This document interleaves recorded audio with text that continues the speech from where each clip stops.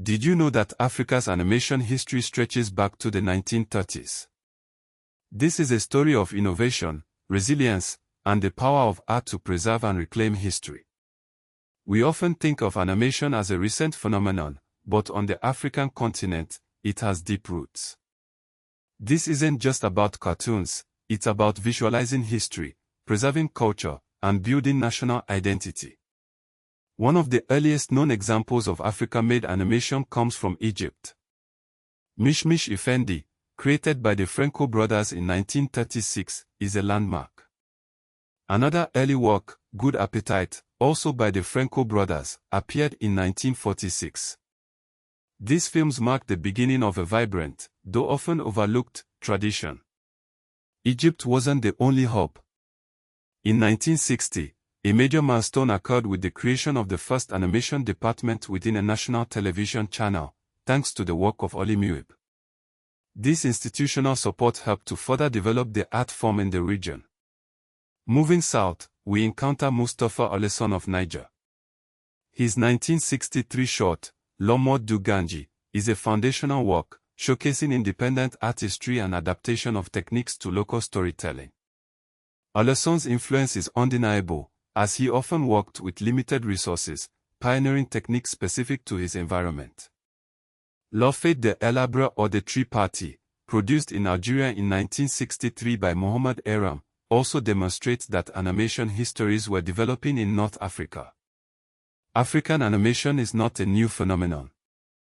It has long and diverse histories across multiple countries. Paula Callas, through works like Animating African History, Digital and Visual Trends, highlights how animation has been used to represent African history and memory. By the 1980s and 1990s, more African animators were using the medium to address local histories, identities, and social issues. Mona Abu El Nosser, while studying in the United States, produced her Survivor in 1988. Mombei Coulibaly of Mali created Sigu Janjo, Lodges de Sigu in 1989. In the Democratic Republic of Congo, Jean-Michel Kebushi developed animation using stop-motion, paper cutouts, and puppets, drawing inspiration from pioneers like Alassane. Animation has become a crucial tool for cultural preservation. It preserves oral traditions, retells historical events, and presents indigenous languages and cultures. It makes history accessible to younger audiences, a critical task in regions where historical memory has been shaped by colonial archives. It reclaims African history from colonial visual frameworks. Colonial archives often recorded Africans through external perspectives. Animation allows African creators to visualize missing histories, restore indigenous perspectives, and depict events where few surviving images exist. Animation reconstructs pre-colonial societies, reconstructs battlefield scenes, visualizes legends, and recreates rituals. This is why it is increasingly used in documentaries and educational media about African history. In many African societies, historical knowledge has long been transmitted orally. Animation helps convert oral memory into a durable visual form without losing narrative richness. This is especially important for younger audiences and diasporic communities. After independence, animation became part of broader cultural projects to build national identity, promote local languages, and develop media industries not dependent on Europe or North America.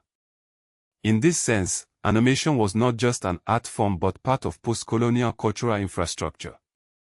Today, African animation is expanding in countries such as South Africa, Nigeria, Kenya, Egypt, Morocco, Senegal, and Ghana.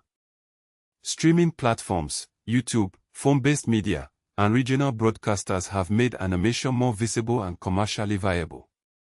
Modern African animators continue to tell historical epics, folktales, and heritage-based narratives. There is a growing emphasis on using animation to explain African history in ways that are appealing to school-age audiences. Digital tools have lowered barriers. Contemporary animators can now work with cheaper digital software, remote collaboration, and online distribution. This has expanded the number of creators able to produce historically themed work. Educators, museums, and historians are increasingly using animation to visualize historical reconstructions, support museum exhibits, and create short-form educational videos. This is especially valuable where historical visual archives are scarce or politically contested. It strengthens identity among second-generation communities and contributes to global Black visual culture. One of the biggest issues is that colonial archives often under-recorded African creators.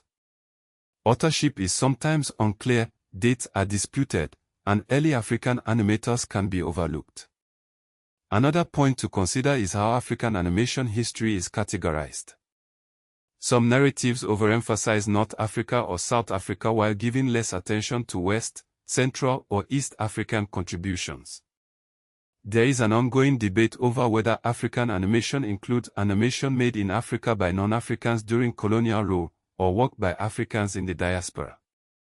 Women's contributions to African animation have often been underdocumented in comparison to male pioneers, especially in older histories.